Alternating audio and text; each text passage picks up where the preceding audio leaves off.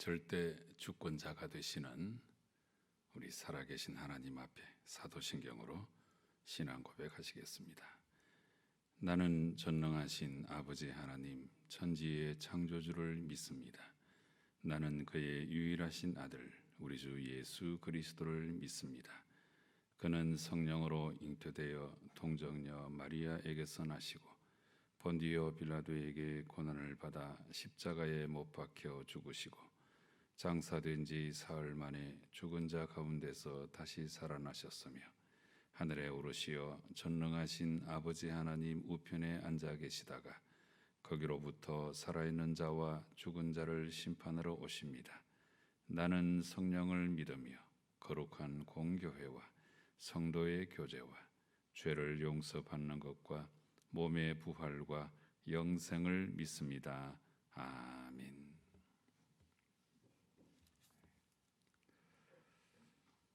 우리 다 함께 찬송가 21장 찬송을 부르시겠습니다.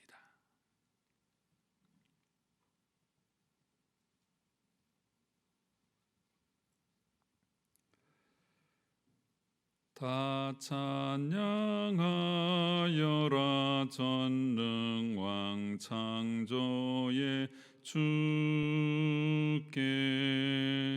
내 호나 주 찬양 평강과 구원의 주님 성도들아 주 앞에 이제 나와 즐겁게 찬양하여라.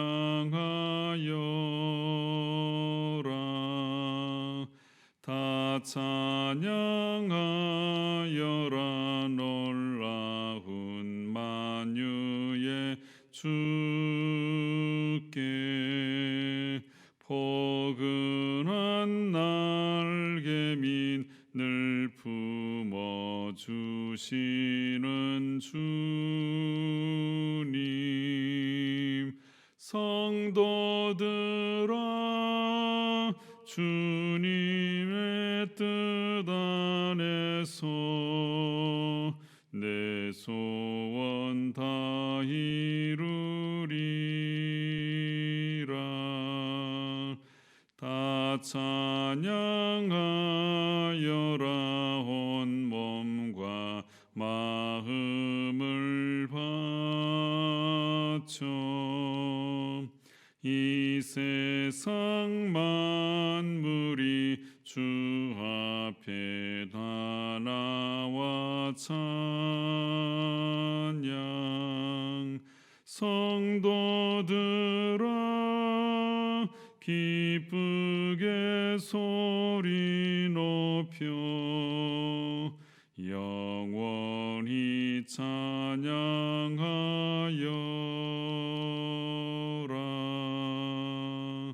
아멘.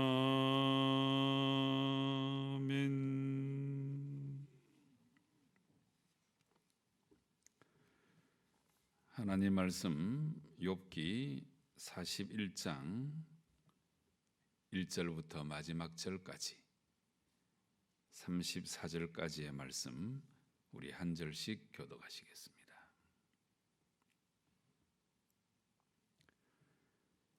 네가 낚시로 리워 야단을 끌어낼 수 있겠느냐?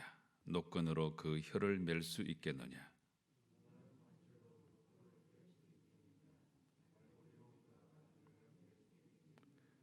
그것이 어찌 내게 계속하여 간청하겠느냐? 부드럽게 내게 말하겠느냐?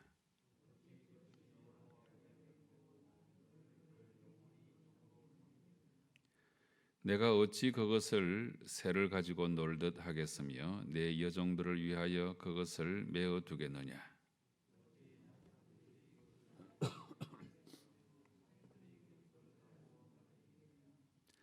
내가 능히 많은 창으로 그 가죽을 찌르거나 작사를 그 머리에 꽂을 수 있겠느냐?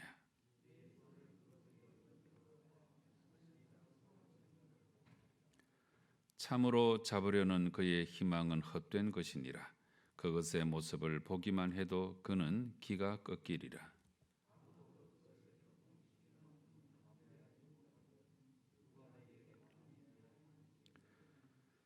누가 먼저 내게 주고 나로 하여금 갚게 하겠느냐? 온 천하에 있는 것이 다 내 것이니라.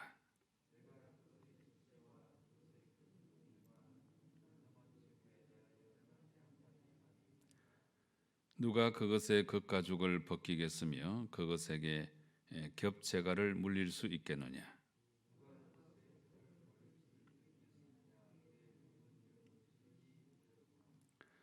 그의 절비한 비늘은 그의 자랑이로다. 튼튼하게 봉인하듯이 닫혀 있구나.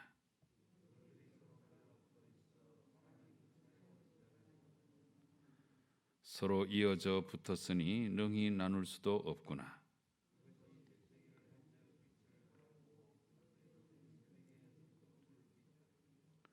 그것의 입에서는 횃불이 나오고 불꽃이 튀어나오며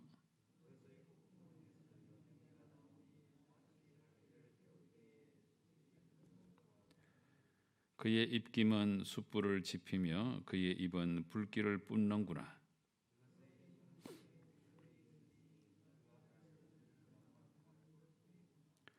그것의 살 껍질은 서로 밀착되어 탄탄하며 움직이지 않는구나.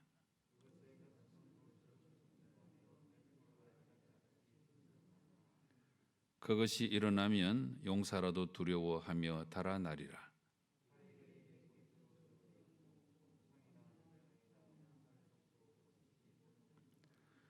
그것이 쇠를 지푸라기 같이 놋을 썩은 나무 같이 여기니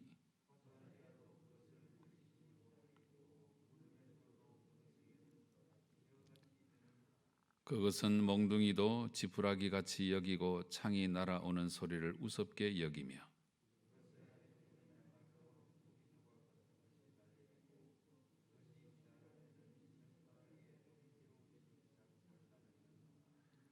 깊은 물을 솥에 물이 끓음 같게 하며 바다를 기름병 같이 다루는도다.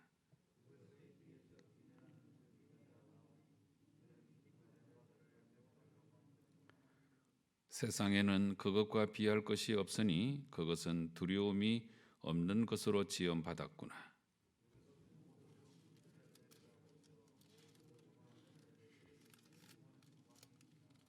아멘. 오늘 이제 우리가 욥기 41장의 말씀을 읽고 42장 한 장의 말씀만을 우리가 남겨놓고 있습니다. 사실 이 욥기 말씀은 대단히 읽기가 힘든 말씀인데 그래도 우리가 한 절 한 절 읽어오면서 이 힘들고 어려운 말씀을 우리가 다 읽어내고 이제 한 장만 남겨놓고 있는데요. 이렇게 어려운 말씀은 우리가 전체적으로 잘 이해를 해두고 그리고 각 부분의 말씀은 이런 내용을 담고 있다 하는 것을 우리가 마음에 잘 기억해 두시면 작은 부분, 짧은 내용들은 우리가 더 쉽게 이해를 할 수가 있게 되는 것입니다. 그런 의미에서 전체 구조를 다시 한번 간략하게 말씀을 드리면 1장, 2장에서는 욥의 말 못할 고난의 모습이 기록되어 있습니다. 3장에 욥은 자기의 태어난 날 생일을 저주할 정도로 이 고난 앞에 깊이 탄식하고 있습니다.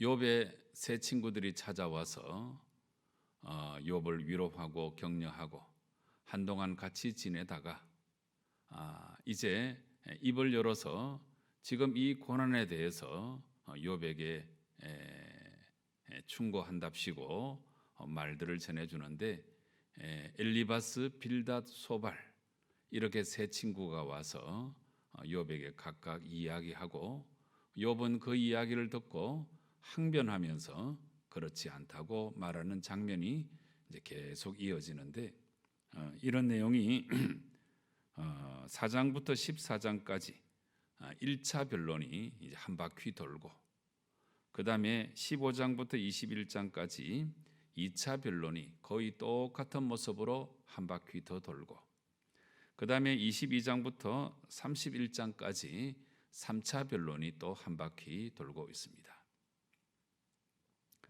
이때의 세 친구가 하는 이야기는 조금씩 그 포인트는 다르지만 거의 다 똑같은 내용인데, 그것은 아주 도식적인 인과응보론에 의해서 욥에게 충고를 하고 있습니다. 인과응보라고 하는 것은 일종의 그 원인론을 말하는 것인데, 어떤 결과가 있게 되는 것은 반드시 그런 결과가 있게 되는 원인이 있었다 하는 거지요. 그래서 지금 욥이 이렇게 고난 당하는 것은 다 욥이 죄를 지었기 때문이다. 하나님 앞에 범죄했기 때문에 이런 고난을 당한다. 그러므로 빨리 회개해라. 이게 새 친구들의 줄기찬 변론의 내용입니다. 그런데 이에 대해서 욥은 그렇지 않다. 나는 지금 이렇게 큰 고난을 당할 정도로 큰 죄를 범하지 않다. 자기 자신의 그 결백함을 주장하면서 자기 의를 주장하면서 항변하는 내용이 욥의 이야기의 주된 내용입니다. 이렇게 3차 변론에 이르기까지 계속적인 논쟁을 일삼고 있는 이 친구들을 바라보다가 이제 32장부터 37장까지는 엘리후라고 하는 사람이 등장을 해서 이제 자기 자신의 그 견해를 피력하는데, 이 엘리후는 새 친구들과는 달리 상당히 영적 통찰력이 있는 그런 사람으로 여겨지고 있습니다. 네, 그렇지만 이 엘리후도 뭐 조금 나을지는 모르겠습니다만은 이 새 친구의 그 변론의 주장, 이것과 별반 다를 바가 없는 그런 내용으로 욥을 공격하고 있습니다. 그러다가 결국에 38장에 이르러서 마지막으로 하나님께서 개입하셔서 이제 모든 것을 다 평정하시는 그 말씀을 주고 계시는데, 그 내용이 38장부터 이제 마지막 장까지 계속 이어지고 있습니다. 42장 마지막 장, 이제 내일부터 읽게 될 말씀은 하나의 결론적인 말씀이고, 이 38장부터 41장까지 이 말씀에서 하나님께서는 두 번 말씀하시고 또 욥에게 질문하시고, 욥이 아무 대답할 말이 없다 이렇게 말을 하니까 또 하나님이 2차 말씀을 하시고, 그래서 이 38장부터는 두 차례에 걸쳐서 하나님의 말씀이 기록되어 있는데, 첫 번째 말씀은 38장과 39장과 40장 2절까지 이어지고 있습니다. 38장부터 40장 2절까지 이어지고 있고, 그 다음에 하나님께서 욥에게 질문이 있느냐 이렇게 물어보시고, 욥이 별 드릴 말씀이 없다 이렇게 말을 하니까 이제 40장 3절부터 오늘 우리가 함께 읽었던 41장까지 이 두 장에 걸쳐서 하나님의 두 번째 말씀이 기록되어 있는 것입니다. 이제 오늘 말씀의 그 위치를 우리가 잘 알게 됐으니까 하나님께서 이 40장과 41장에서 두 번째 말씀으로서 어떤 말씀을 하고 계시는지 우리가 살펴보도록 하겠습니다. 자, 그래서 하나님께서 이 두 번째 말씀을 하시면서 40장에서는 베헤못에 관한 이야기를 전해주시는데, 이 베헤못은 일종의 하마라고 생각하시면 되겠습니다. 그런데 그것이 이 지상동물 하마를 의미하기도 하겠습니다만은 초자연적인 어떤 그런 짐승의 모습을 설명하는 듯이 그렇게 보이고 있습니다. 그래서 40장에서는 베헤못이라고 하는 이 하마 이야기를 하시면서 하나님의 공의가 정말 절대적인 공의시다 하는 것을 알려주셨고, 이제 이 41장에 이르게 되면 리워야단 이야기가 나옵니다. 리워야단. 이 리워야단이라고 하는 표현은 성경에 제법 곳곳에 자주 등장하는 말씀인데, 직역을 하면 악어라고 할 수 있습니다. 악어. 그런데 이 악어도 역시 이 41장에 소개될 때는 그냥 지상 동물로서의 악어라기보다는 아마 악어의 모양을 가진 아주 초자연적인 힘을 갖고 있는 그런 악어를 말씀하고 있는 것 같습니다. 그래서 어제 40장 말씀에서 베헤못, 이 하마 이야기를 하시고, 오늘 41장에서 리워야단, 악어 이야기를 하고 계시는데, 이 내용들은 무엇을 우리에게 알려주는가 하면, 이 피조물들 가운데 아주 초인적인 힘을 가진 동물까지도 하나님이 다 주관하신다는 말씀을 하시려고 이런 동물들을 이제 말씀하고 계시는 거죠. 그래서 이런 초인적인 힘을 가진 동물까지도 주관하시는 하나님의 무한하신 능력과 하나님의 그 권능을, 그 지혜를 이제 40장과 41장에서 보여주고 계시는 것입니다. 그래서 상대적으로는 이런 동물들에 비해 볼 때는 너무나 연약하고 너무나 부족한, 도저히 이런 동물들의 비교가 될 수 없는 그 인간의 모습, 그 인간이 얼마나 한계성을 지닌 존재인가, 인간이 얼마나 무능함을 지닌 존재인가 하는 것을 상징적으로 드러내고 있는 것이 이 40장과 41장의 내용이 되겠습니다. 이제 우리가 이 41장 하나님의 그 두 번째 말씀 가운데 두 번째 동물 이야기, 리워야단 이야기로 우리가 41장에 들어왔는데, 이 1절부터 11절까지 말씀은 이 악어 리워야단을 우리가 도무지 잡을 수가 없다, 이걸 사냥할 수가 없다 하는 것을 반어법적인 표현으로 계속해서 말하고 있습니다. 네가 낚시로 리워야단, 이 악어를 끌어낼 수 있겠느냐? 이 반어법이죠. 계속 이 반어법을 사용하는데, 이 반어법의 이야기는 그렇게 할 수가 없다는 것입니다. 노끈으로 그 혀를 맬 수 있겠느냐? 그러지 못한다는 것입니다. 너는 밧줄로 그 코를 꿰 수 있겠느냐? 갈고리로 그 아가미를 꿰 수 있겠느냐? 이런 내용이 계속 이어지고 있습니다.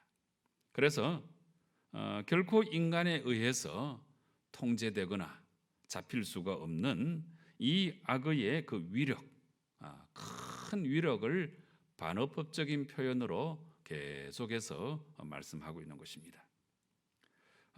그래서 욥으로 하여금 이런 리워야단에 관한 이야기를 하시는 하나님의 뜻이 뭐냐 하면, 이 하나님의 피조물에 불과한 이 악어조차도 감당하지 못하는 연약한 네가 이렇게 창조자요 절대 주권자이신 하나님께 온전히 순종하지 못하고 교만하게 항변하고 있는 것은 이건 잘못된 것이 아니냐, 하나님께서 이렇게 묻고 계시는 것입니다.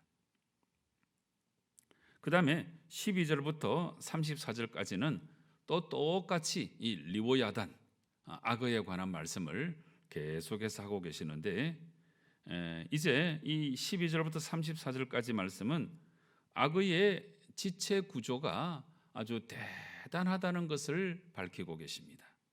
12절 말씀 보시면, 내가 그것의 지체와 그것의 큰 용맹과 넘넘한 체구에 대하여 잠잠하지 아니하리라. 하나님께서 이제 리워야단의 지체에 대해서 말씀을 해주시는데, 13절 겉가죽 이야기 나오지요. 누가 이 겉가죽을 벗길 수 있겠느냐? 누가 그것에게 겹재가를 물릴 수 있겠느냐? 14절은 턱입니다. 이 턱을 누가 벌릴 수 있겠느냐? 15절 말씀은 비늘입니다. 그 즐비한 비늘은 그의 자랑인데 봉인하듯이 닫혀 있구나.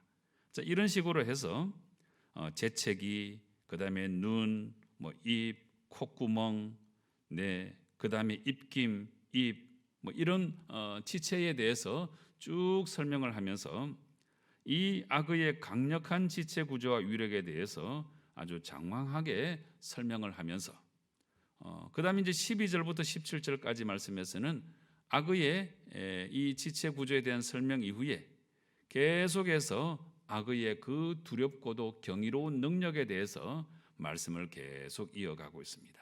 그래서 그 누구도 이 악을 당할 수가 없다. 이 말씀을 줄기차게 하고 계시는 것입니다. 악의 두렵고도 경이로운 이 위용에 대해서 아주 격정적으로 묘사를 계속해 나가고 있습니다. 25절 말씀을 보시면 그것이 일어나면 용사라도 두려워하며 달아나리라. 그래서 이 리워야단은 그 누구도 맞설 수가 없다는 것입니다. 칼이 그에게 꽂혀도 소용이 없고 창이나 투창이나 화살촉도 꽂히지 못한다. 이런 말씀을 계속 이어가고 있습니다. 그래서 25절부터 34절까지 말씀은 이 거칠 것이 없는 이 악의 커다란 그 힘과 능력에 대해서 계속적으로 묘사하고 있습니다. 그래서 여러분 이 41장의 리워야단 이야기를 아주 길게 하나님께서 말씀하고 계시는데 이 말씀을 하시는 이유는 이렇게 강력하고 이렇게 견고하고 이렇게 두려울 것이 없는 이 교만의 왕이거든요. 교만의 왕. 왜 교만의 왕이냐 하면 마지막 절 말씀 보세요. 33절부터 보시면 세상에는 그것과 비할 것이 없으니 그것은 두려움이 없는 것으로 지원받았구나.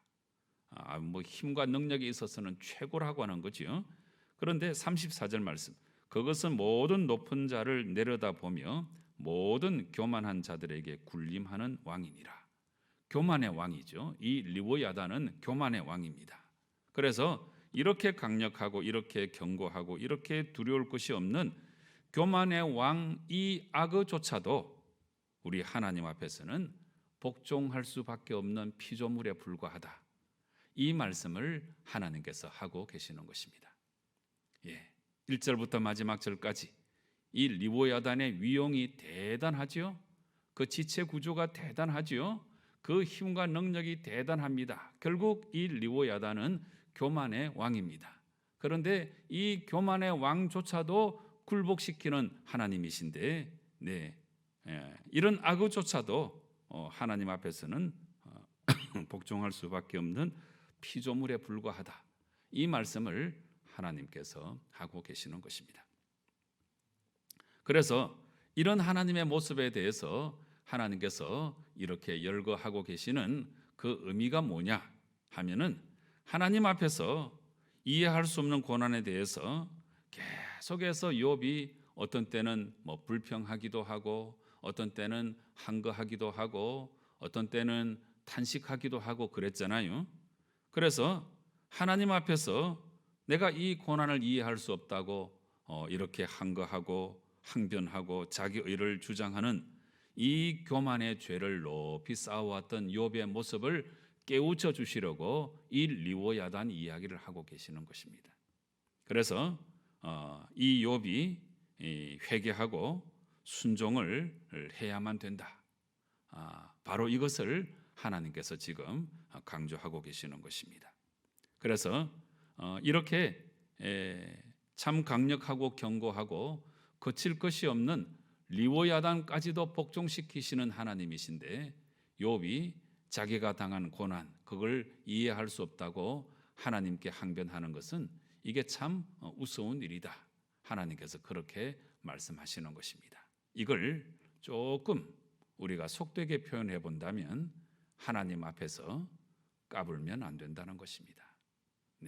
하나님은 천지 만물을 만드신 창조주 하나님이시고 베헤못이나 리워야단 같은 대단한 존재도 만들어내시는 하나님이신데 불과 이런 것을 이길 수도 없고 이런 것에 참 당할 수밖에 없는 무력한 인간이 하나님께 항변하고 자기가 당하는 고난이 이해할 수 없는 고난이라고 할지라도 그것에 대해서 하나님께 이런 모습으로 항변하는 것은 하나님 앞에서 잘못된 것이다.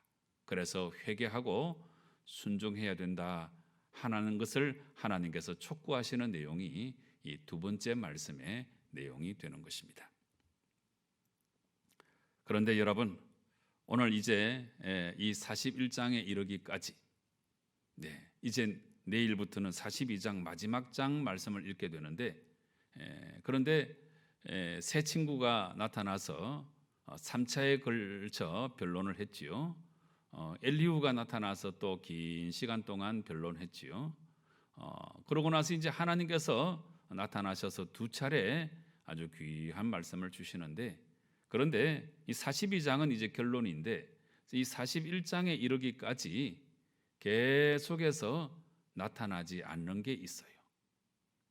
그것이 바로 이 욥기의 묘미이고, 어쩌면 이런 모습으로 욥기가 우리에게 가르치려고 하는 신앙 정신이 바로 여기에도 숨어 있는 것인데, 하나님께서 직접 나타나셔서 이렇게 말씀하심에도 불구하고 욥이 왜 이렇게 극심한 고난을 당하였는가, 그 이유에 대해서 한 말씀도 하시지 않습니다. 여러분, 이 의미가 뭡니까? 우리가 인생 가운데 당하는 고난은 모든 것을 다 그 이유, 그 원인을 찾아낼 수는 없다는 것입니다. 하나님께서도 말씀하시지 않으세요. 이렇게 베헤못, 리오야단 같은 대단한 이 초인적 동물에 대해서 말씀하시면서 하나님께 순종하고 회개해야 된다, 이 말씀을 하실 뿐이지 네가 왜 이런 고난을 당했는지 하나님께서 알려주시지 않습니다. 그것은 우리가 인생을 살아가면서 당하는 고난은 어쩌면 당연하게 받아들일 수밖에 없는 고난이다 하는 것입니다. 의인도 고난을 당할 수 있고, 어떤 때는 악인이 승승장구하는 모습을 볼 수도 있는 것입니다.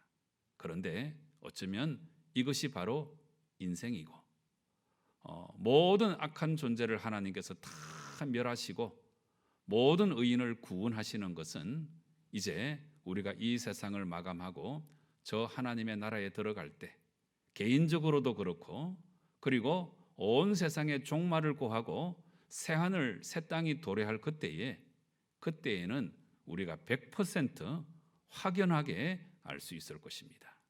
하나님께서 결국에는 의인을 구원하시고 또 악인은 멸하실 것인데, 우리가 이 세상에 발을 붙이고 살아가는 동안에는 이 모든 고통의 고난의 원인에 대해서 다 알 수는 없는 것입니다. 그러므로 하나님의 절대 주권 앞에서 우리는 그저 겸손하게 겸허하게 하나님께서 다 주관하시는 줄로 분명히 믿고 하나님 말씀 앞에 순종할 줄 아는 신앙 태도를 반드시 가져야 하는 것입니다. 하나님은 베헤못이나 리오야단 같은 초인적인 동물도 만드시고 모든 것을 다 다스리시는 하나님이십니다. 우리도 그 하나님의 다스림 앞에 순종할 줄 알아야 하는 것입니다. 왜냐하면 하나님은 절대 의로우시고 하나님은 절대 주권자이시기 때문에 그 하나님 앞에 우리가 순종할 때, 지금 당장은 우리가 이해할 수 없다고 할지라도 하나님 말씀 앞에 우리가 끝까지 순종하면 하나님께서 분명히 우리를 선한 길로 인도하실 것입니다. 진실로 욥은 이제 하나님의 주권적인 섭리 앞에 고개를 숙이게 되는데요. 욥의 마지막 이 태도를 우리가 분명히 본받아서 다 이해할 수 없다고 할지라도 이해할 수 없는 명령 앞에서도 하나님 앞에 순종하고 믿음의 길을 끝까지 잘 걸어가서 최후의 승리를 반드시 얻으시는 성도 여러분 꼭 되시기를 주님 이름으로 축원합니다. 기도하시겠습니다. 아버지 하나님, 욥이 당하는 고난을 우리도 당하고 있고 정도의 차이는 있겠지만 우리도 인생을 살아가면서 이해할 수 없는 명령 앞에 설 때가 많이 있습니다마는, 그런데 이 모든 것은 다 하나님께서 섭리하신다는 사실을 우리가 겸허히 인정하고 받아들이고 하나님 앞에 순종할 수 있는 큰 믿음을 허락하여 주시옵소서. 그래서 오히려 고난을 선용할 줄 알고 정말 이 고난 앞에 오히려 자기 자신을 돌아보며 하나님 더욱더 가까이 나아가는 저희들 꼭 될 수 있도록 은총을 베풀어 주시옵소서.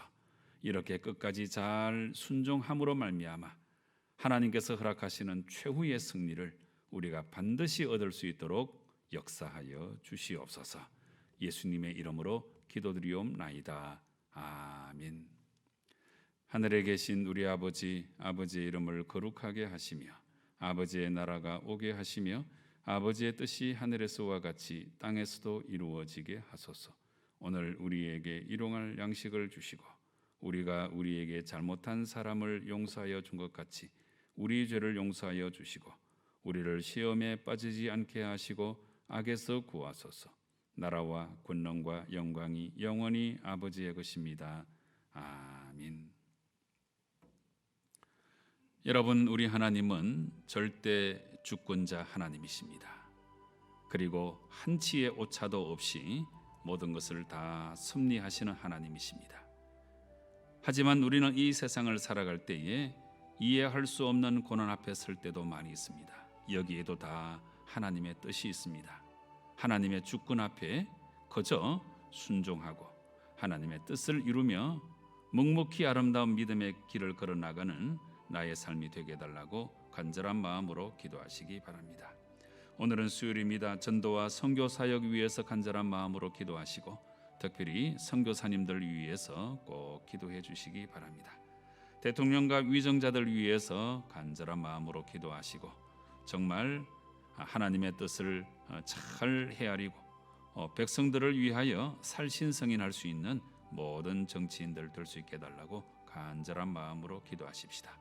우리 주위를 돌아보시고 육신의 질병으로 마음의 상함으로 힘들어하시는 분들 위해서 꼭 중보기도 해주시고 이어서 여러분 각자의 기도의 제목으로 하나님께 나아가 기도하실 때에 우리 하나님 응답하실 줄로 믿고 우리 확신 가지고 간절한 마음으로 기도하시겠습니다.